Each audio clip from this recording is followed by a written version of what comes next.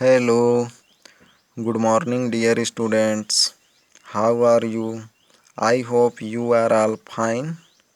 So let's start today's class. So previous class we completed प्रश्नावली 1.1 यानी कि chapter 1.1 तक कंप्लीट कर लिए थे। तो आइए आज आगे देखते हैं। तो आगे है यानी कि नेक्स्ट घन संख्या यानी कि क्यूब नंबर। तो आइए देखते हैं क्यूब संख्या या घन संख्या क्या होता है अर्थात क्यूब नंबर। तो किसी भी संख्या का 3 टाइम्स मल्टीप्लाई करते हैं तो वह उस संख्या का घन होता है। और वर्ग क्या होता है, किसी भी संख्या का 2 टाइम्स मल्टीप्लाई करते हैं तो वह उस संख्या का वर्ग होता है।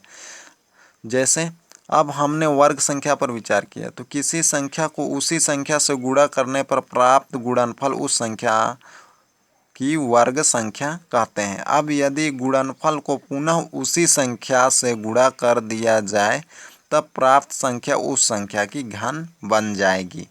यानी कि जब किसी संख्या को उसी संख्या से मल्टीप्लाई यानी कि 2 टाइम्स मल्टीप्लाई करते हैं तो वह क्या हो जाता है, उस संख्या का वर्ग। और यदि उस जो प्राप्त गुणनफल हुआ उसमें फिर जो पहले मल्टीप्लाई किए थे उस संख्या का मल्टीप्लाई कर देते हैं तो वह उस संख्या का घन मिल जाता है। जैसे यहाँ पर 2 का 3 टाइम्स मल्टीप्लाई है तो क्या मिला हम लोग को 8। तो इसको हम लोग क्या लिख सकते हैं, 2 कितने टाइम्स है 3 टाइम्स, तो उसको क्या लिखेंगे 2 के पावर में 3 इज इक्वल टू 8। तो यानी कि 2 का क्यूब क्या हो गया 8 हो गया, यानी कि 2 का जो है घन 8। तो इस तरीके से प्राप्त हुआ। ठीक वैसे ही 7 का 3 टाइम्स मल्टीप्लाई किए तो 7 मल्टीप्लाई 7 इज इक्वल टू 343 या 7 क्यूब। तो यहाँ क्यूब लिखेंगे यानी कि 7 टू दी पावर 3 यानी कि 7 के पावर में 3 इज इक्वल टू 343। तो इस तरीके से करना है। तो यहाँ 8 एवं यहाँ पर 8 एवं 343 क्रमशः 2 एवं 7 की घन संख्याएं हैं। तो इस तरीके से समझ गए होंगे कि घन संख्या क्या होता है और घन किसे कहते हैं। तो आइए आगे देखते हैं हम लोग घन संख्याओं। ये जो है तालिका सारणी आप लोग यानी कि टेबल्स ये पूर्ण करके देख लेंगे। तो आगे देखते हैं, जैसे पहला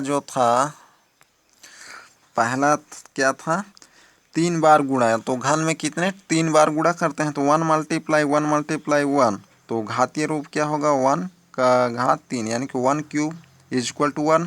फिर नेक्स्ट 2 मल्टीप्लाई 2 तो 2 cube is equal to 8। And next 3 multiply 3 तो 3 कितने टाइम्स मल्टीप्लाई है 3 टाइम्स, तो 3 के पावर में कितना लगेगा 3 यानी कि 3 का क्यूब ऐसा। अब 3 का 3 टाइम्स मल्टीप्लाई करेंगे तो क्या आएगा 3 मल्टीप्लाई 3 9। फिर जो प्राप्त गुणनफल 9 हुआ उसमें फिर 3 का मल्टीप्लाई कर देंगे तो कितना हो जाएगा 3 मल्टीप्लाई 9 इज इक्वल टू 27, अर्थात 3 का क्यूब कितना हो गया 27। तो आगे इसी तरीके से आप लोग 4 5 6 7 8 का प्राप्त कर सकते हैं। तो ये आप लोग करके देख लेंगे। तो आगे देखते हैं घन संख्याओं का पहचान। तो घन संख्याओं का पहचान किस तरीके से करते हैं आइए देखते हैं। कोई संख्या घन है या नहीं पहचान कैसे होगी। वर्ग संख्या पहचानने के लिए हमने अभाज्य गुणनखंड के जोड़े बनाए थे। वर्ग किसी भी संख्या पूर्ण वर्ग है या नहीं, तो इसको पहचानने के लिए क्या किए थे हम लोग, उस संख्या का अभाज्य गुणनखंड निकाले थे, फिर वहाँ से समान अभाज्य गुणनखंड के जोड़े बनाए थे। यदि जो संख्या है उसका सभी समान अभाज्य गुणनखंड के जोड़े बन जाते थे तो वह संख्या पूर्ण वर्ग होता था। तो यहाँ पर क्या करना है, ठीक वैसे ही 3 3 करके यानी कि त्रिक बनाना है समान अभाज्य गुणनखंड का।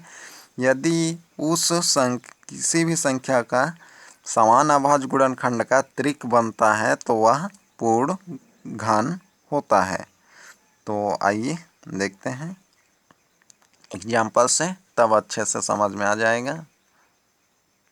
तो यहाँ पर हम लोग एग्जाम्पल नंबर 5 यानी कि उदाहरण नंबर 5 देखते हैं। तो 216 पूर्ण घन संख्या है अथवा नहीं। तो कोई भी संख्या पूर्ण घन है अथवा नहीं, तो इसको पहचानने के लिए क्या करना पड़ेगा, हम लोगों को सबसे पहले अभाज्य गुणनखंड निकालना पड़ेगा। तो यहाँ अभाज्य गुणनखंड निकालते हैं।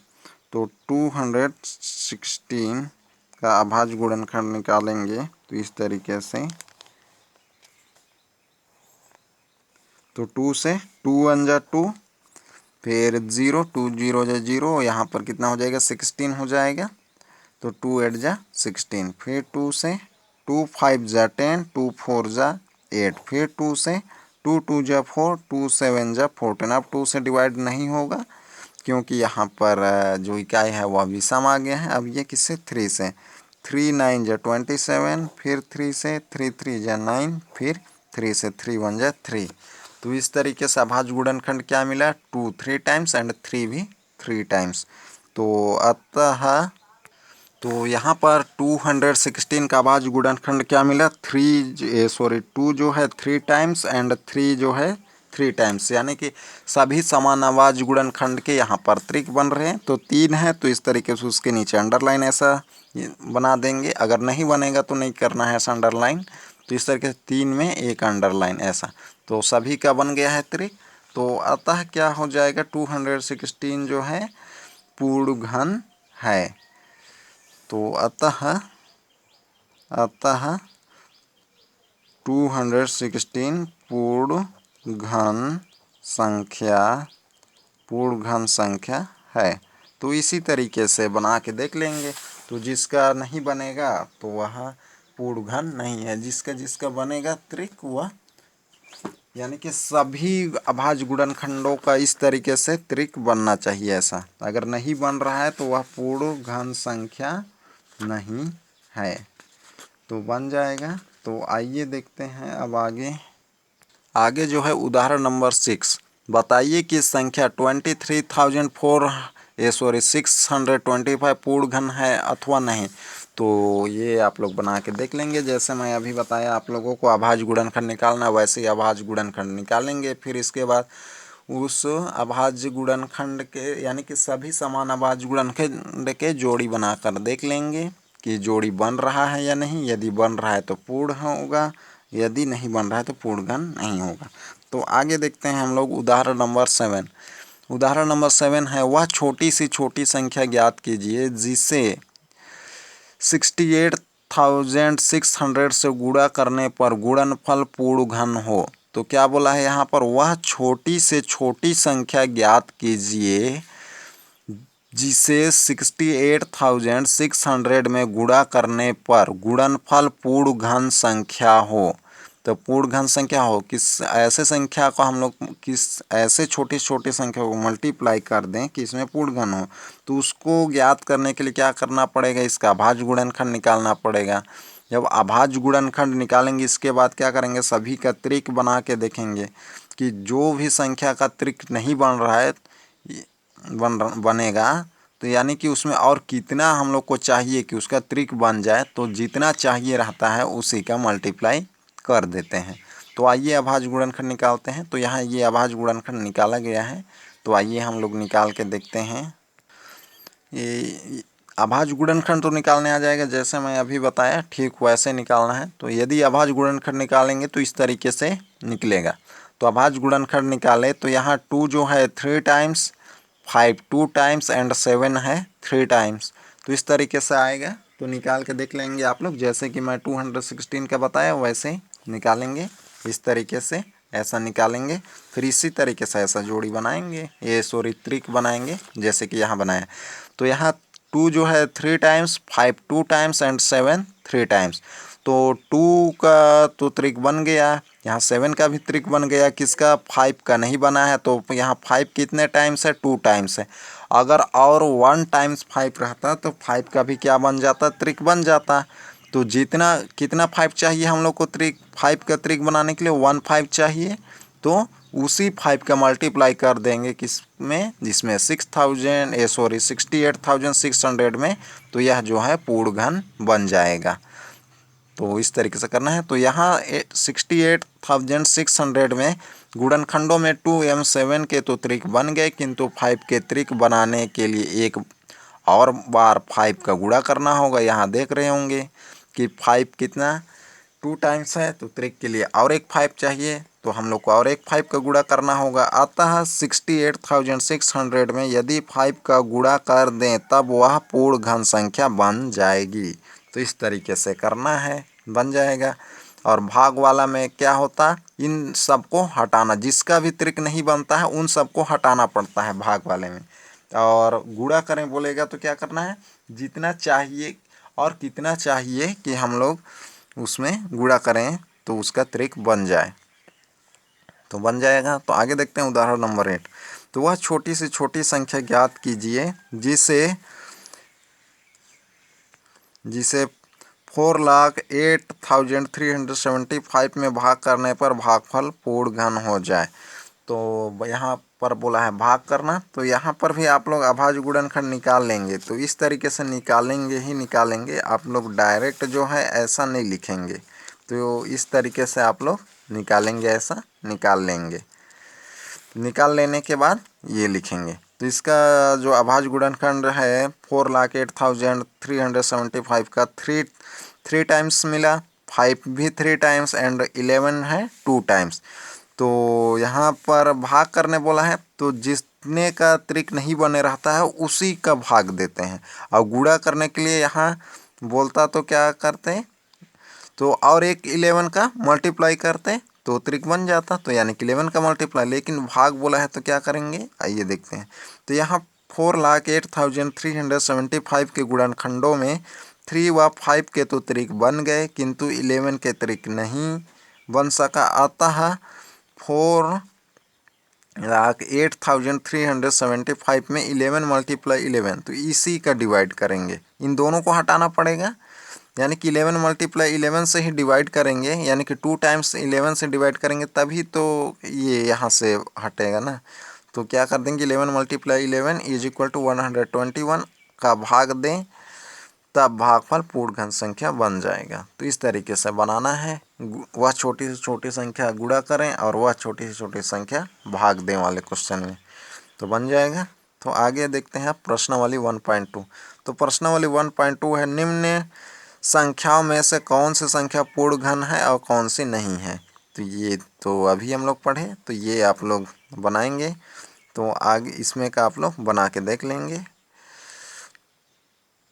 तो आगे है प्रश्न नंबर 2, वह छोटी से छोटी संख्या ज्ञात कीजिए जिसे 2056 को गुणा करने पर गुणनफल एक पूर्ण घन बन जाए। तो ये भी हम लोग देख चुके हैं ऐसा क्वेश्चन, तो ये आप लोग बना के, बाकी क्वेश्चन भी वैसे ही है। प्रश्न नंबर 3, वह छोटी से छोटी संख्या ज्ञात कीजिए जिसे 1352 में गुणा करने पर गुणनफल एक पूर्ण घन बन जाए। तो ये भी हम लोग अभी किए, ये भी बनाएंगे आप लोग। आगे है क्वेश्चन नंबर 4, वह छोटी से छोटी संख्या ज्ञात कीजिए जिसे 8019 को भाग देने पर भागफल पूर्ण घन बन जाए। तो भाग वाला भी हम लोग देख लिए, लेकिन आप लोग इस तरीके से डायरेक्ट नहीं लिखेंगे, उसका जो ये वाला विधि है इस तरीके से निकाल लेंगे, उसके बाद में लिखेंगे।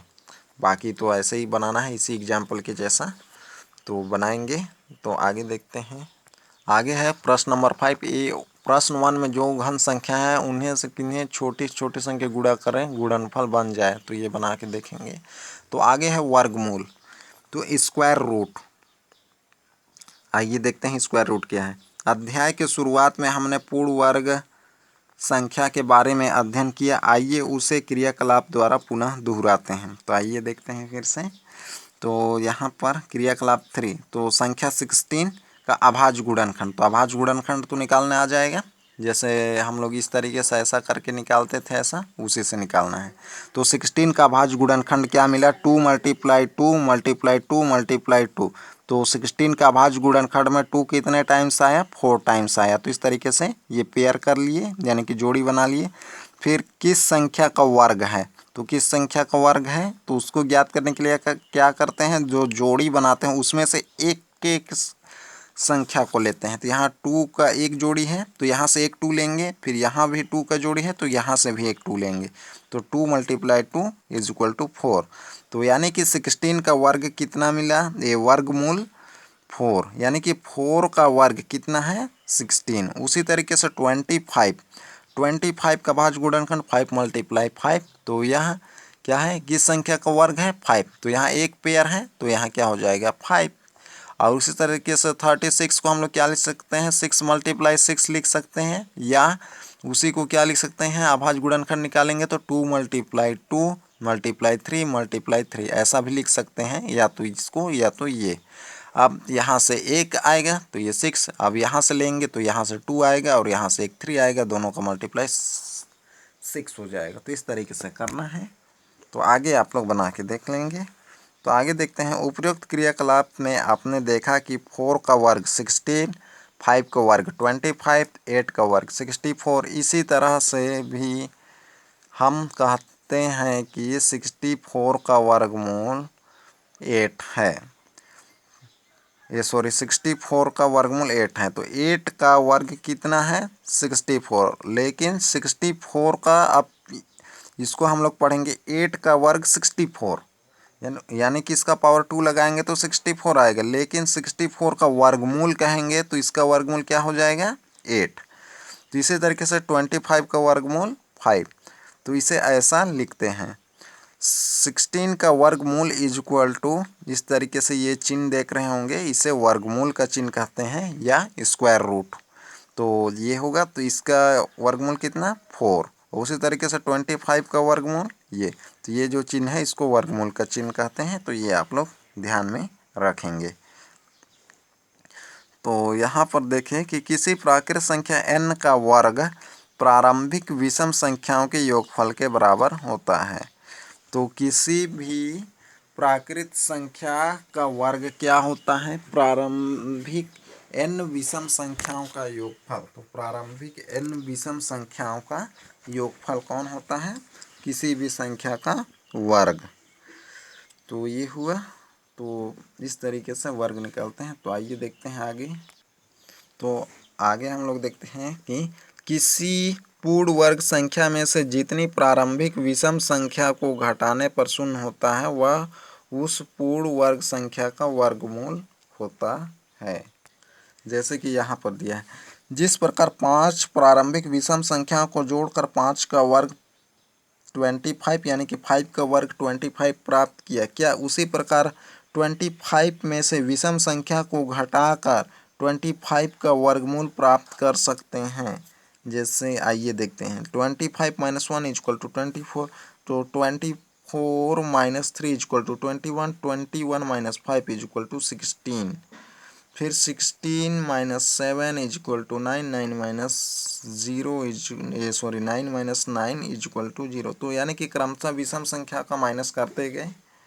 तो उपरोक्त में 25 को उत्तरोत्तर में से 5 विषम घटाने पर शेषफल 0 प्राप्त हुआ। इसका अर्थ हुआ कि 25 का वर्गमूल 5 है, अर्थात 25 का वर्गमूल इस तरीके से लिखेंगे।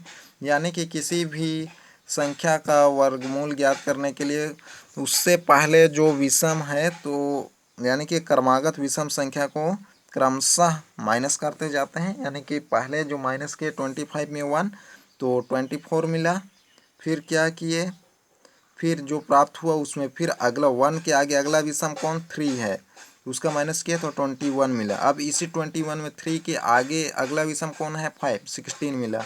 फिर 16 क्या में माइनस कर देंगे 7, 9, फिर 9 में, तो इस तरीके से 0 मिला लास्ट में।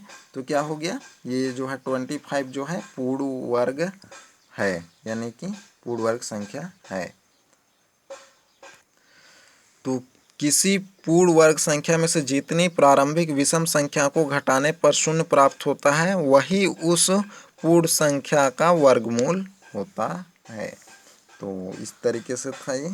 तो आइए देखते हैं अब, निम्नांकित के वर्गमूल मौखिक में बताइए। तो इसका वर्गमूल बताना है मौखिक में। तो 25 का वर्गमूल कितना होगा 5, इसको क्या लिख सकते हैं 5 × 5, तो क्या होगा 5। उसी तरीके से 49 का 7 × 7, तो इसका वर्गमूल क्या हो जाएगा 7 और वैसे ही 64 का भी हो जाएगा। तो ये मौखिक में। तो आइए देखते हैं, ये कर लेंगे आप लोग। तो आइए आगे देखते हैं, अभाज्य गुणनखंड विधि द्वारा वर्गमूल ज्ञात करना। तो किसके द्वारा? अभाज्य गुणनखंड द्वारा वर्गमूल ज्ञात करना। तो इस विधि के द्वारा वर्गमूल ज्ञात करने हेतु सर्वप्रथम दी गई संख्या के आधार पर गुणनखंड ज्ञात कर लेते हैं। तो अभाज्य गुणनखंड में क्या कर लेते हैं, सबसे पहले जो दी गई संख्या का अभाज्य गुणनखंड ज्ञात कर लेते हैं। इसके पश्चात समान अभाज्य गुणनखंडों के जोड़े बनाते हैं तथा प्रत्येक जोड़े में से एक संख्या लेकर उसका गुणा कर लेते हैं। तो प्रत्येक जोड़े में से क्या, सबसे पहले तो क्या करना है, जो दी गई संख्या रहेगा उसका अभाज्य गुणनखंड निकालेंगे। उसके बाद समान अभाज्य गुणनखंड के जोड़े बनाएंगे। फिर प्रत्येक जोड़े में से एक संख्या लेकर उसका क्या कर देंगे, गुणा कर देंगे। तो आइए देखते हैं। तो उदाहरण नंबर 9, 441 का वर्गमूल ज्ञात कीजिए। तो इसका वर्गमूल ज्ञात करना है। तो आइए देखते हैं 441 का वर्गमूल किस तरीके से ज्ञात करेंगे। तो यहाँ पर 441 का वर्गमूल निकालना है। तो इसके लिए क्या करेंगे, इसका अभाज्य गुणनखंड निकालेंगे। तो अभाज्य गुणनखंड निकालने तो आ जाएगा। तो इस तरीके से निकालेंगे जैसे हम लोग निकालते थे। तो इस तरीके से 441 का अभाज्य गुणनखंड निकालेंगे। तो ये तो 2 से जाएगा नहीं, किससे, 3 से। 3 1 जा 3, फिर 1 बचा, यहाँ से माइनस करेंगे तो कितना हो जाएगा, 14 हो जाएगा। तो 3 4 जा 12, फिर कितना 2 बचा, तो 3 7 जा 21, फिर 3 से 3 4 जा 12, फिर 2 बचा, 3 9 जा 27, फिर 7 से 7 7 जा 49, 7 1 जा 7। तो इस तरीके से हम लोग को 441 का अभाज्य गुणनखंड क्या मिला, 3 × 3 × 7 मल्टीप्लाई, यानी कि 3 जो है 2 टाइम्स एंड 7 जो है 2 टाइम्स। तो इसका वर्गमूल निकालना है हम लोगों को। तो इसका गुणनखंड मिला, तो इसलिए क्या हो जाएगा, तो ये 441 का गुणनखंड क्या मिला हम लोग को, 3 × 3 × 7 × 7। तो ये मिला है। तो अब हम लोगों को क्या करना है, इसका पेयर बना लेते हैं। तो इस तरीके से पेयर हो गया। तो इसका वर्गमूल निकालना है। तो इसलिए क्या करेंगे, इसको लिखेंगे आप लोग। तो इसका वर्गमूल निकालना है तो क्या करेंगे, अब इसी में क्या कर देंगे, दोनों तरफ इस तरीके से वर्गमूल का चिन्ह लगा देंगे। वर्गमूल का चिन्ह लगाएंगे तो क्या हो जाएगा, 3 × 3 इसी में लगा देना है, ये इस तरीके से × 7 × 7। तो ये वर्गमूल हो गया। अब यहाँ से एक जोड़े में से एक बाहर आएगा। तो यहाँ से 3 में से एक 3 बाहर आएगा, फिर मल्टीप्लाई, फिर यहाँ से एक 7 बाहर आ जाएगा। तो इस तरीके से ये हो गया। तो इक्वल टू क्या मिल जाएगा, मल्टीप्लाई कर देंगे तो ये हो जाएगा हम लोगों का 21। तो इस तरीके से हम लोग को 441 का वर्गमूल क्या मिल गया, 21। तो इस तरीके से बनाना है, बन जाएगा। तो आइए देखते हैं अब आगे। तो आगे है उदाहरण नंबर 10, 1296 का वर्गमूल, यानी कि 1296 का वर्गमूल ज्ञात कीजिए। तो ये आप लोग बना के देखेंगे। तो आगे है अभ्यास 4।